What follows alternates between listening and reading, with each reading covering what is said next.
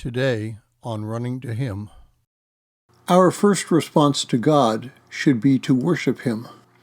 Today's reading from the reading plan is Genesis 8, and we will concentrate on verses 20 through 21. Genesis 8, 20 and 21 says this: Then Noah built an altar to the Lord, and took out of every clean animal and of every clean bird, and offered burnt offerings to the Lord. The Lord smelled the soothing aroma, and the Lord said to himself, I will never again curse the ground on account of man, for the intent of man's heart is evil from its youth, and I will never again destroy every living thing as I have done. Now, about a year passes between the end of chapter 7 and the beginning of chapter 8.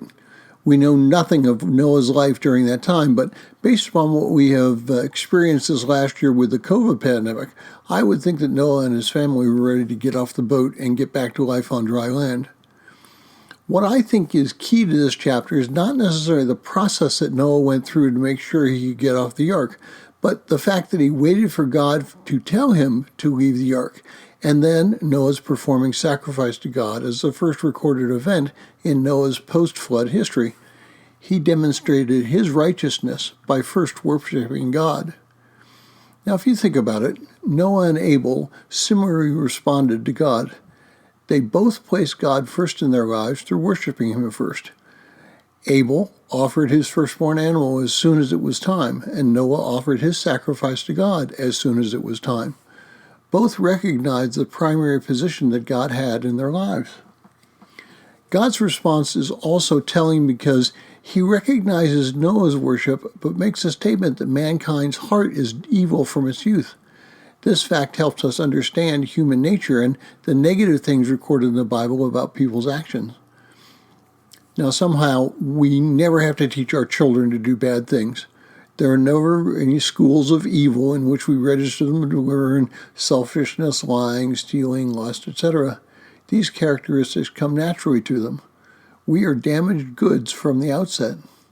Yet God recognizes these flaws and still interacts with us.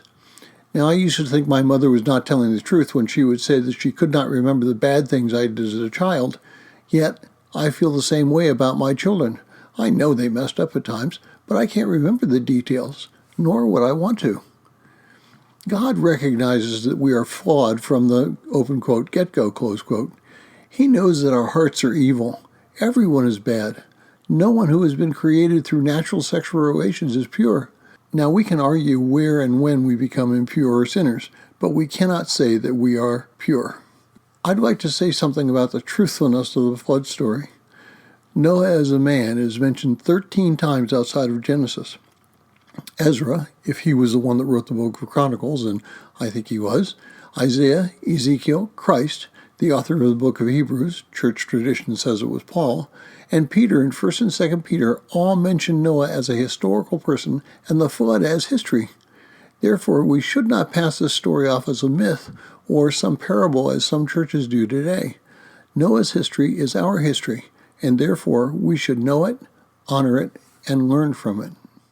Thank you for listening. We pray that today's devotion was meaningful to you. We would love to hear from you. You can use either Facebook or YouTube to like, subscribe, share, and tell others about us. If you would like to contact us, you can reach me at phineasjacobus@runningtohim.net.